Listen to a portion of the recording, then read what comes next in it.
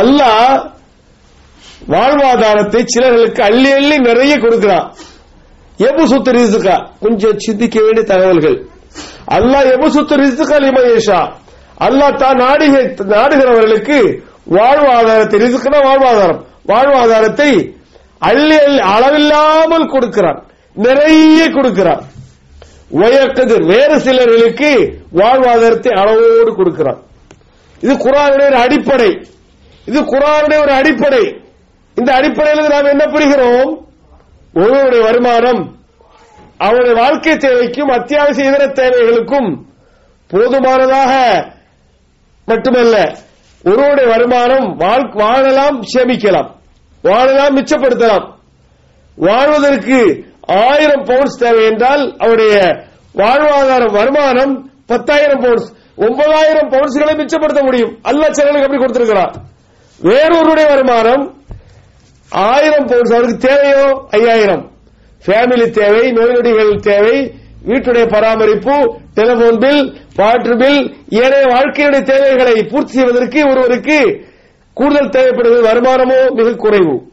இதைத்தான் குர்ஆன் சொல்லுகிறது. சிலர்களுக்கு இறைவன் அள்ளி அள்ளி கொடுக்கிறான், சிலர்களுக்கு இறைவன் அளந்து கொடுக்கிறான். இதை நாம் ஏற்க வேண்டும், முஸ்லிம்களா இருக்கக்கூடிய நாம். ஆகவே வசதி உள்ளவர்களை பார்த்து வசதியற்றவர்கள் பொறாமைப்படுவதற்கோ அல்லது வேற வேறு நடவடிக்கைகள் எடுப்பதற்கோ யாருக்கும் ரைட்டு கிடையாது. இறைவன் நம்பவும் செய்ய முடியாது. இறைவன் நம்பியவர் நிச்சயமா அப்படிப்பட்ட ஒரு நிலைப்பாட்டை எடுக்க முடியாது. இது அல்லாஹ் அவருக்கு கொடுத்த நிஅமத். அல்லாஹ் விரும்பியவர்களுக்கு நிறைய கொடுக்கிறான், விரும்பியவர்களுக்கு குறைய கொடுக்கிறான் என்பதாக குர்ஆன்ல சொல்லிட்டான். இது நாம் ஏற்க வேண்டிய ஒரு நம்பிக்கை. குர்ஆனை நாம் ஏற்றாக வேண்டும். இந்த குர்ஆனுடைய தத்துவங்களை நாம் ஏற்றாக வேண்டும். அல்லாஹ் அவருக்கு கொடுத்திருக்கிறான் என்று நினைச்சிட்டு அல்லாஹ்வுடைய பங்கீட்டை பொருந்த வேண்டும். கொடுத்திருக்கிறவரை பார்த்து பொறாமைப்படுவதற்கோ அல்லது அவனை தாக்குவதற்கோ அவனிடத்தில் தவறான வழிகளில் அவருடைய செல்வத்தை கையாடல் செய்வதற்கோ ஒரு துணிவாரையானால் முஸ்லிம் அல்ல. இந்த தத்துவத்தின் அடிப்படையில் அல்லாஹ் நம்மை உணர்த்துகிறார். இன்னொன்று என்ன தெரியுமா? நாம் வைத்திருக்கிற நம்முடைய செல்வம், இவற்றை தெரிந்தால்தான் தர்மம் செய்வதற்கு முக்கியத்துவத்தை புரிய முடியும். அதனால சொல்றேன், நாம் வைத்திருக்கிற நம்முடைய செல்வத்துடைய அசல் உரிமையாளர் யார்? நாம் இறைவனுடைய அடியார்கள், இறைவனால் படைக்கப்பட்ட சிருஷ்டிகள். நம்மிடத்தில் இருக்கிற பொருளாதாரம் இறைவனால் தரப்பட்டது. இதைத்தான் நாம் நம்புறோம், அப்படிதான் நம்புறோம். நம்மிடத்தில் இருக்கக்கூடிய எஸ்டேட் அல்லது பில்டிங்ஸ் அல்லது பேங்க் பேலன்ஸ் அல்லது நம்மிடத்தில் இருக்கக்கூடிய மில்லியன்கள் அல்லது பில்லியன்கள், இவைகள் எல்லாம் இறைவன் நமக்கு தந்த செல்வம், நிஅமத். எதற்காக தந்திருக்கிறா? பலருக்கு தெரியும். இறைவன் எதற்காக தந்திருக்கிறா? சோதிப்பதற்காக. எடுத்தும் கொடுத்தும், வழங்கியும் வழங்காமல் இறைவன் சோதிக்கிறான். நேற்று ஜும்மால சொன்ன மாதிரி ஹலக்கல் மௌத்த வல் ஹயாத்த லியப்லுவக்கும், வாழ்வையும் இறைவன் மௌத்தையும் உங்களை சோதிப்பதற்காக வழங்கியிருக்கிறான். வாழ்க்கை ஒரு சோதனை.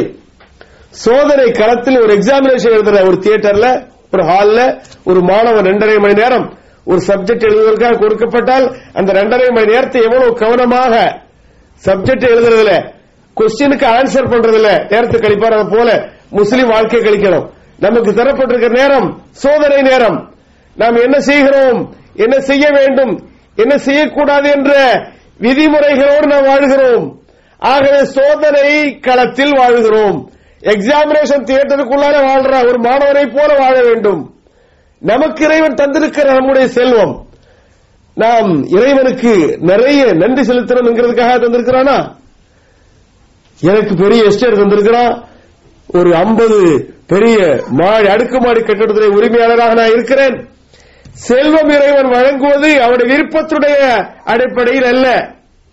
இவர் ஏதோ இறைவனுக்கு நிறைய வழிபாடு செஞ்சிருக்கிறார், வணக்கம் செலுத்தி இருக்கிறார், அதனால இறைவன் இவருக்கு தர்மத்தை, அதாவது நிறைய செல்வத்தை கொடுத்து யாரும் சொல்ல முடியுமா? இல்லவே இல்லை. நமக்கு கொடுத்திருப்பதெல்லாம் சோதனை.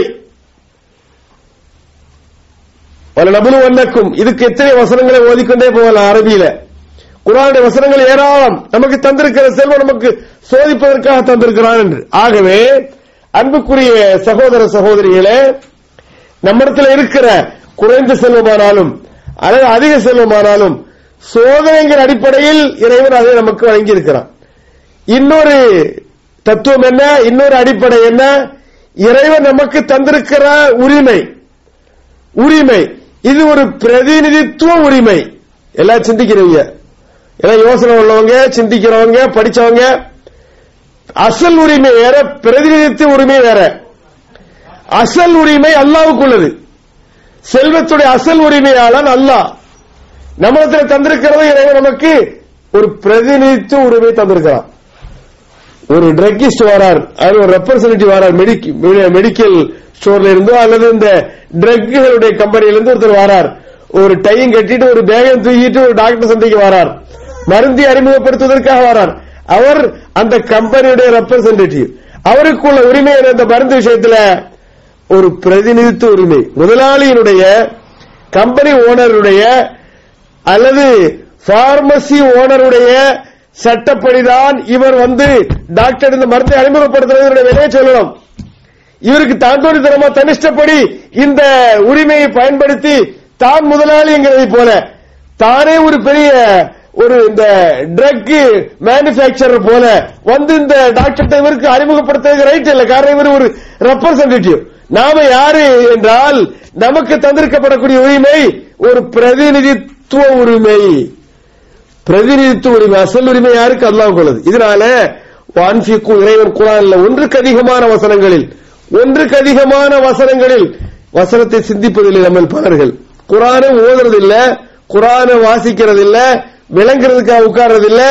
ஸ்டடி இங்க இஸ்லாமிக் குர்ஆனிக் ஸ்டடிஸ் நடக்கிறது என்று ஒன்றுக்கு அதிகமான தடவை பலங்கி விளம்பரம் பண்ணி கூட இஃப்தார் நேரத்தில் பள்ளிவாசல் நிரம்பி விடுகிறது. இந்த ஹாலிடே ஒர்க்கிங் டே இல்ல, இதுக்கு முன்னுரிமை கொடுத்து வந்திருக்க வேண்டும் சகோதரர்கள். வராமல் இருக்கிற அல்லாஹ் அவர்களை வருவதற்குள்ள வாய்ப்பை அவர்களுக்கு கொடுப்பார் என்று துஆ செய்வோம். ஆகவே அன்புக்குரிய சகோதரர்களே, பிரதிநிதித்துவ உரிமையை நாம் வைத்திருக்கிற நாம் அசல் உரிமையாளரை போல நடக்கூடாது. வான்ஃபிகு செலவு செய்யுங்க, அல்லாஹ் குர்ஆன்ல சொல்றான். நீங்க செலவு பண்ணுங்க, பகிர்ந்து வாழுங்க. இதிலிருந்து மிம்மா ஜாலக்கும், மிம்மா ஒரு செல்வத்திலிருந்து, ஜாலக்கும் முஸ்தகலஃபீன ஃபீ, அந்த செல்வத்திற்கு இறைவங்களை ஹலீஃபாக்களாக பிரதிநிதிகளாக ஆக்கியிருக்கிறார். ஆக பிரதிநிதிகள் தான் நாம் எல்லாம். நமக்கு இருக்கிற நம்முடைய மில்லியனில் நமக்கு உரிமை உண்டு. நான் பேங்க் லாக்கரில் வைத்திருக்கிற என்னுடைய 1 lakh pounds அல்லது என்னுடைய எஸ்டேட்டில் இருந்து வரக்கூடிய என்னுடைய வருமானங்கள் அல்லது என்னுடைய பில்டிங்கில் வரக்கூடிய ரெண்டல் இன்கம், இதுக்கு யாருப்ப உரிமையாளர்? நல்ல வேற யாராவது உரிமை நிச்சயமா இல்லை. ஆனால் இந்த உரிமை அசல் உரிமை அல்ல, இது பிரதிநிதித்துவ உரிமை. வரக்கூடிய 2 கோடி மந்த்லி இன்கம், இதை நான் செலவு செய்வதற்கும் இதை நாம் இறைவனுடைய விருப்பப்படி அதை பகிர்ந்து வழங்குவதற்கும் கடமைப்பட்டவன். ஆகவே அன்புக்குரிய சகோதர சகோதரிகளே, எங்கிட்ட இருக்கக்கூடிய கோடிகள் அல்லது மில்லியன்கள், அதுக்கு நான் மட்டும் உரிமையாளர் அல்ல என்பதையும் புரிய வேண்டும். அல்லாஹ் என்னுடைய தேவைக்கு வாழ்வாதாரத்தை தந்திருக்கிறான்.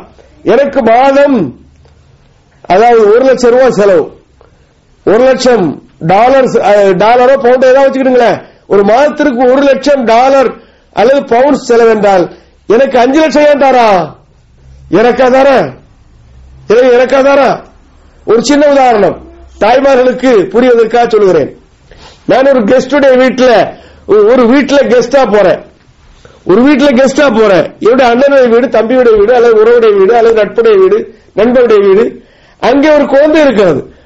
குழந்தைகள வீடாச்சு, நான் எப்படி சும்மா போறது என்று சொல்லி ஒரு 2 கிலோ சாக்லேட் வாங்கி போறேன். 2 கிலோ சாக்லேட் கிஃப்ட் கொடுக்கிறது, குழந்தை கொடுக்கிறது. இதனுடைய அர்த்தம் என்ன? இந்த 2 கிலோ சாக்லேட் இந்த குழந்தை கொடுக்க வேண்டும் என்பதா?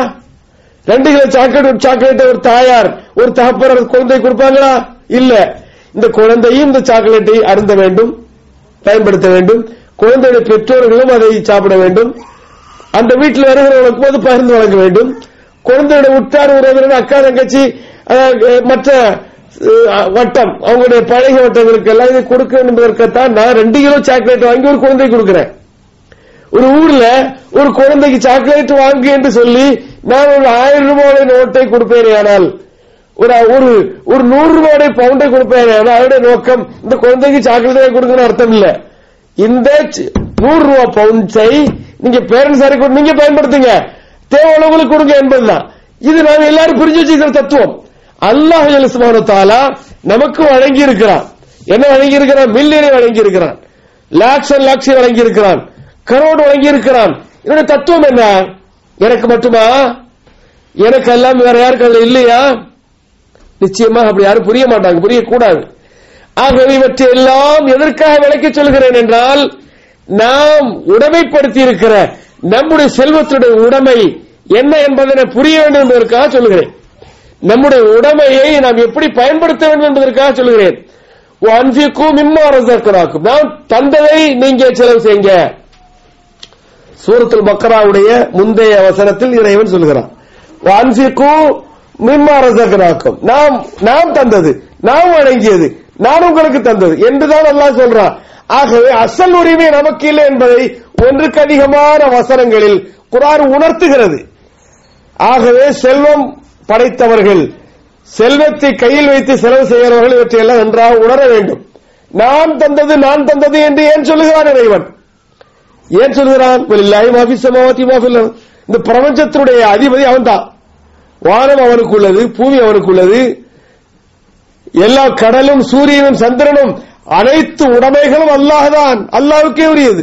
லில்லாஹி மாஃபி ஸமாவாதி வ மாஃபில் அர்த், வானத்திலும் பூமியிலும் இருக்க அத்தனையும் யாருக்கு உள்ளது? நம்ம ஒரு பெரிய பில்லியனரை சொல்லும்போது ஒரு பில் கேட்ஸ் எடுத்துக்கிடுங்க, அவருக்கு எல்லாமே இருக்குது, எல்லா நாட்டுடைய உடைமைகளுமா இருக்கிறது, உலகத்திலே இருக்கிற செல்வந்தர்கள் ஒருவர் என்று சொல்லலாம். ஆகவே லில்லாஹி மாஃபி ஸமாவாதி, வானத்திலும் பூமியிலும் இருக்கிற அத்தனையுடைய உடைமை அல்லாஹ்வுக்கு உள்ளது என்று சொன்னதை போல மனிதர்களை யாரை பற்றி சொல்ல முடியும்? எந்த கோடீஸ்வரரை பற்றி சொல்ல முடியும்? அப்படி கோடீஸ்வரர் உலகத்தினுடைய ஒரு பெரிய கண்டத்தையே கையில வச்சிருக்கிறாரு யாரும் இருக்காங்களா? யாருமே இல்லை, இருக்க முடியாது. ஆகவே அல்லாஹ்வுடைய நீதி, ஒருவருக்கு அள்ளி அள்ளி கொடுக்கிறான், ஒருவருக்கு குறைத்து கொடுக்கிறான். இந்த நீதியை இஸ்லாமியர்களாகிய நாம் புரிந்து கொள்ள வேண்டும். இரண்டாவதா, நம்முடைய இறைவன் நமக்கு தந்திருக்கிற அந்த செல்வத்துடைய உரிமை பிரதிநிதித்துவ உரிமை. அசல் உரிமையாளர் நாம் அல்ல, அல்லாஹ் தான். பிரதிநிதித்துவ உரிமை வச்சிருக்கிற நாம் எப்போது அசல் உரிமையாளராக இருக்கக்கூடிய அவருடைய திட்டங்களை நடைமுறைப்படுத்தவில்லை என்றால் கம்பெனி கடாச்சிடுவான். ஒரு ரெப்ரசன்டேட்டிவ், மெடிக்கல் ரெப்ரசன்டேட்டிவ் ஒருத்தர் வச்சிருக்கிறார், ஒரு மெடிசன் விற்கிற, ஒரு மெடிசன் உற்பத்தி செய்யற ஒரு ஓனர், ஒரு உற்பத்தியாளர். அவர் நீ போய் இந்த மருந்துடைய ரேட் இப்படி, இந்த ட்ரக்ஸினுடைய தன்மை இப்படி, இந்த ட்ரக்ஸ் எந்த நோயாளி கொடுக்கலாம் கொடுக்க கூடாது, என்ன ஃபார்முலா அதில் சேர்க்கப்பட்டிருக்கிறது என்பதை எல்லாம் ஓனருடைய உத்தரவை மீறி அந்த ரெப்ரசன்டேட்டிவ் சொல்லுவாரே, ஆனால் நிச்சயமாக அவர் கம்பெனியில் ஊழியராக இருக்க முடியாது. அதை ஓனர் தெரிந்தால் உடனே தூக்கி கடாசிடுவார், அவருக்கு வேலை வாய்ப்பு இழப்பு ஏற்படும். இந்த நிலையைத்தான் நாம் புரிய வேண்டும்.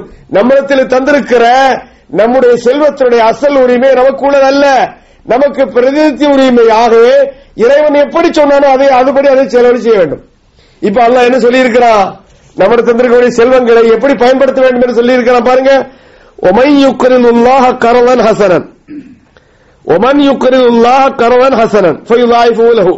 இன்னொரு இடத்துல இன் துக்ரிதுல்லாஹ கர்தன் ஹஸனன் ஃபயுதாயிஃபு லக்கும் வயக்ஃபிர் லக்கும். அல்லாஹ்வுக்கு கடன் கொடுங்கங்கறான். யா சாத்திர், சுப்ஹானல்லாஹ்.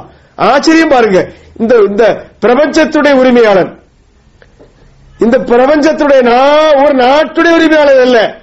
இந்த 5 கண்டங்கள் இருக்கிறது, ஆஸ்திரேலியா, அமெரிக்கா, ஆப்பிரிக்கா, ஏசியா என்றெல்லாம் சொல்றோமே, 5 கண்டங்களுடைய அனைத்து சொத்துக்களுடைய உரிமையாளன், வானத்தினுடைய உரிமையாளன், பூமியுடைய உரிமையாளன், கடலின் உரிமையாளன்,